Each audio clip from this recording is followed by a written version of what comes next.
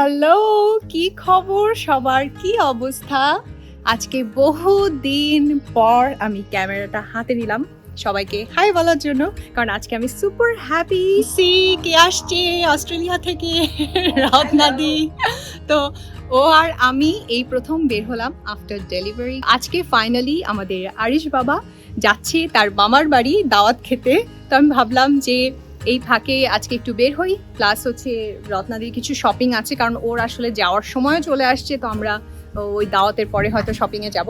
তো রত্নাদি এখন কিন্তু অনেক জায়গায় ঘুরে ফেলেছে এখানে, এমনও জায়গায় যেখানে আমি যাইনি। তো ও আর অমি প্রায় অনেকগুলো জায়গায় ঘুরেছে। তো কেমন লাগছে অস্ট্রেলিয়া থেকে আসার পর এখানে? অসাধারণ। আমার কাছে সিয়াটলকে মনে হচ্ছে পাহাড় আর মেঘের দেশ, সাথে বাড়ি সুন্দর, বাড়িগুলো পাহাড়ের মধ্যে, জাস্ট আমি যেভাবে ইমাজিন করি তার মধ্যে স্নোই মাউন্টেন, স্পিচলেস। কিছু সৌন্দর্য আছে, এক্সপ্লেইন করা যায় না। আমার ব্যাপারটা হচ্ছে তাই। আই এম সো হ্যাপি যে ওর ফার্স্ট ইমপ্রেশন আমেরিকা সম্পর্কে অনেক ভালো। তা আমি যখন নিউ ইয়র্কে ছিলাম ওকে আমি এতবার বলতাম আমেরিকা তো আর দেখিনি পুরাটা, জাস্ট কয়েকদিনের জন্য সিয়াটল। তো আমি তো বলতে পারছি না পুরো আমেরিকা কি, বাট সিয়াটলকে নিয়ে আমি বলতে পারবো অ্যামেজিং। আমার মনে হয় আমি এখানে থাকি কয়েক বছর, আমি দেখি, এনজয় করি। নেচার লাভার যারা, তাদের জন্য এটা হেভেন। সত্যি তাই। মানুষ সুইজারল্যান্ডকে বলে যে সুইজারল্যান্ড স্বর্গ। আমার কাছে এটা এত বড় একটা এক্সপেরিয়েন্স হলো যে এটা যে কি সুন্দর, মানে এই জায়গাটা এরকম হলে না জানি সুইজারল্যান্ড কেমন। স্পিচলেস আসলে। আর আমার ভালো লাগছে কি যে ওর ফার্স্ট ইমপ্রেশনটা ইউএসএ সম্পর্কে এতটাই ভালো। আমি যখন নিউ ইয়র্কে ছিলাম ওকে আমি সবসময় বলতাম যে প্লিজ আয় একবার ঘুরে যা, কিন্তু আসলে যখনই আসলে আমরা সংসারের মধ্যে পড়ি সবকিছু ম্যানেজ করে কোথাও আসা ইটস ভেরি হার্ড। তো ফাইনালি আসতে হবে, ওকে ট্র্যাকিং করতে হবে। ও এতটাই ওর এখানে সবকিছু ঘুরে ভালো লেগেছে, বিকজ আমরা দুজনই আসলে নেচার লাভার।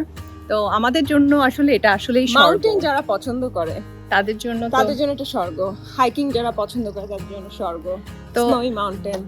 এইবার আমার আসলে ওর সাথে ওরকম কোনো জায়গাতেই ঘোরাঘুরি হবে না, এটা আমি বুঝতে পারছি। কারণ হচ্ছে পাহাড়ি এলাকাগুলোতে তো বেশ ঠান্ডা থাকে, মানে যেই জায়গাগুলোতেই ঘুরি। তো হবে কি আমি আমাদের আরিশ বাবাকে নিয়ে গেলে সে গাড়িতেই থাকবে, তো ওরাই ঘুরবে। তো আসলে it doesn't make any sense, ওরও ঠিকমতো ঘোরা হবে না। তো আমি অমিকে বলি যে যতটুকু সময় আছে রত্নাদি আর তুমি ঘুরে আসো বিকালবেলা যতটুকু সময় পাই। আর রত্নাদি বলে যে না, আমি যতটুকু সময় পাচ্ছি আমি আরিশের সাথে স্পেন্ড করব, কোথাও যাব না। তার জন্যই আসছি। এখন আমরা বের হচ্ছি, বাজে কয়টা? 1:32। তো এখন যাচ্ছি আমরা দাওয়াতে। সো আমরা কুইকলি ওখান থেকে খাওয়া দাওয়া করে বের হয়ে যাব হচ্ছে shopping A. So we are all set, বাবাও রেডি। আমরা না এখনো অভ্যস্ত হয়ে পারিনি যে কিভাবে বেবিকে নিয়ে সবকিছু ম্যানেজ করা। আমি স্টিল আনকমফোর্টেবল। আমি বারবার বলছি যে আসলে আমাদের বেশি বেশি করে বের হওয়া উচিত, তাহলে আমরা কমফোর্টেবল হব পুরো ব্যাপারটাতে। আমার লাস্ট ভিডিও দেখে আপনারা দুটো প্রশ্ন করেছিলেন যে আমি চুল কেটেছি কিনা, মানে আমার হেয়ার কাটের নাম কি, আর প্রশ্ন করেছিলেন যে এখন আরিশের বয়স কত। তো হ্যাঁ, আমি আসলে হেয়ার কাট করেছি, কারণ পুরো প্রেগনেন্সিতে আমার চুল এত বড় হয়ে গিয়েছিল।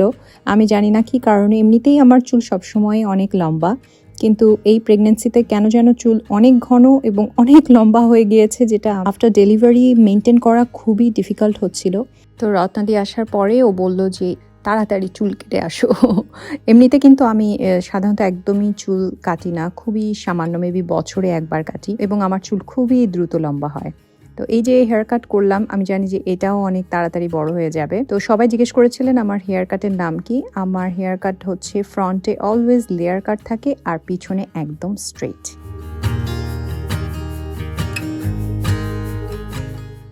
আর হ্যাঁ, আপনারা জিজ্ঞেস করেছিলেন যে আরিশের এখন বর্তমান বয়স কত। আরিশের এখন বর্তমান বয়স হচ্ছে 3 মাস। হ্যাঁ, প্রায় 3 মাস হয়ে গেছে আরিশের বয়স। এবং এই ভিডিওটা যখন শ্যুট করা হয়েছিল তখন কিন্তু ওর বয়স ছিল 2 মাস। তো আজকে বেশ অনেকদিন পরে ভিডিওটা আমি আপলোড করছি। তো অনেকেই আপনারা বলেছিলেন যে আরিশের নতুন নতুন ভিডিও দেখতে চান, সব মোমেন্টস দেখতে চান। তো আসলে সেই সব ভিডিও সবসময় হয়তো আমার ইউটিউবে দেওয়া পসিবল হবে না। তো আরিশের যদি শর্ট ভিডিও রিলস আপনারা দেখতে চান তাহলে ইনস্টাগ্রামে আমাকে ফলো করতে পারেন। ওইখানে আমি আসলে আরিশের স্মল মোমেন্টসগুলো দেওয়ার চেষ্টা করব। এটা আমার নিজের জন্য অনেক মেমোরেবল হয়ে থাকবে, কারণ দেখতে দেখতে ও এত বড় হয়ে যাচ্ছে, প্রত্যেক দিন ওকে আমার নতুন লাগে।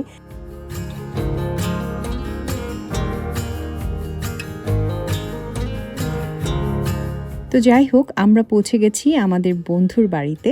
ওরা এত মজার মজার সব রান্না করেছিল, প্রত্যেকটা খাবার খুবই মজার ছিল। আমরা এত খেয়েছিলাম যে খাবারের পরে ভাবছিলাম যে একটু হেঁটে আসি, তাতে হাঁটাও হবে, আবার ওদের যে এরিয়া সেটাও আমরা ঘুরে দেখতে পাবো, রত্নাদিকেও দেখাতে পারবো।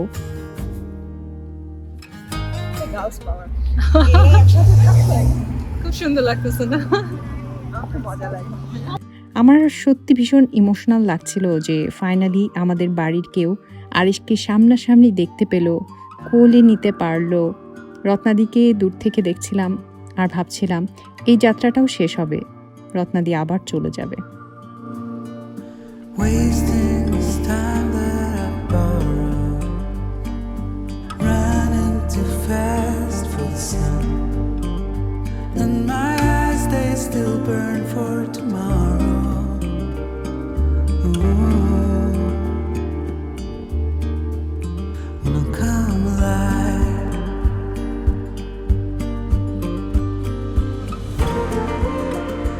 I'm keeping up. আমরা জটিল খাওয়া দাওয়া করে এখন বাসায় যাচ্ছিলাম, তো পরে মনে হলো যে রত্নাদির কিছু শপিং বাকি, তো ওটা করেই যাই। আমরা ভাবছিলাম ওটা পোস্টপোন করে অন্য একদিন বের হবো, তো যেহেতু হাতে সময় আছে তো খুব চট করে আমরা এখন শপিং সেন্টারে যাচ্ছি।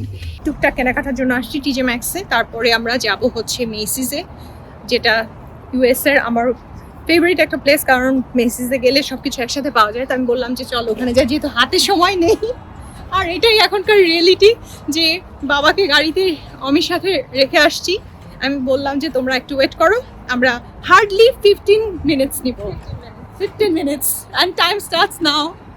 ওকে গাইস, সো এটা নেক্সট ডে। ওই দিনের ওই ভিডিওটা আমরা শেষ করতে পারিনি, কারণ আমরা যখন শপিংয়ে যাই প্ল্যান করি অনেক কিছু রেকর্ড করবো, কিন্তু আসলে শপিংয়ে ঢুকলে মাথায় আর কিছুই ঠিক থাকে না।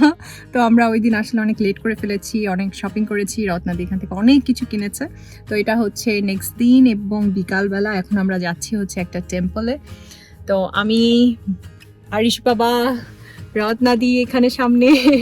রত্নাদির ইচ্ছা ছিল যে এখানকার একটা টেম্পল এসে যাবে, তো আমার মনে হলো ওটা ওর বেশ ভালো লাগবে। তো এখন আমরা গাড়িতে, এই যে অবি, গাড়ির খাবার নেওয়া হচ্ছে। সেই দিনের ওয়েদার ছিল একদমই ঝকঝকে রোদ, আর আজকে কমপ্লিটলি ডিফারেন্ট, একদম বৃষ্টি বৃষ্টি একটা ওয়েদার। তো রত্নাদি আসলে সিয়াটলের যে অ্যাকচুয়াল ব্যাপারটা যে বলে সবসময় খুব বৃষ্টি হয়, ওই জিনিসটাও দেখে গেল। আমার মজাই লাগছে যে ও ডিফারেন্ট ওয়েদার পাচ্ছে। এরকম লম্বা লম্বা ক্রিসমাস গাছগুলো থাকলে মনে হয় যে বের হয়ে আসবে। আমার মনে হয় আমি কানাডা আসে তো, এই যে কার্কল্যান্ডে আমাদের ওই ফ্রেন্ডের বাসায়, আমি বের ভয় পাই। বাসার সামনে অলমোস্ট ওদের নেইবারহুডে ছিল। বলো তো শ্রী। হ্যাঁ, নেক্সট টাইম তুই আসলে আমরা ইয়েতে যাব, ক্যাম্পিং করব।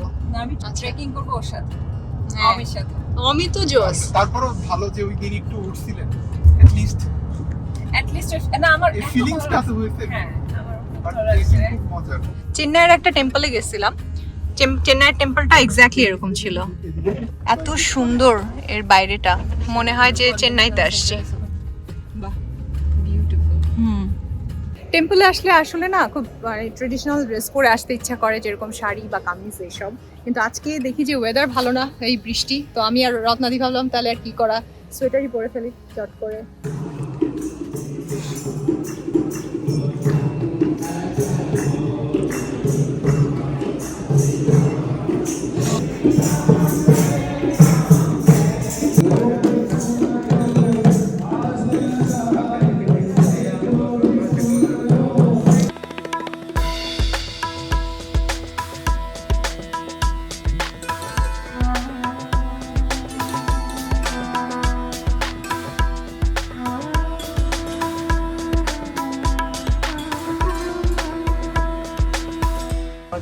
কি আছে দেখি, আমি একটু দেখে আসি। ডাল চাল, ও দারুণ, সুজি আর বেগুনের তরকারি। ওদের প্রসাদ সব সময় খুবই ভালো হয়, এত ভালো লাগে এখানে আসলে এই টেম্পলটাতে। ইয়াম ফুড, আর প্রসাদ তো প্রসাদই, সব সময় সুস্বাদু। Okay guys, so next is what? Next is আমরা যাচ্ছি এখন হলো কেরি পার্কে। কেরি পার্ক খুব সুন্দর একটা জায়গা, যেখানে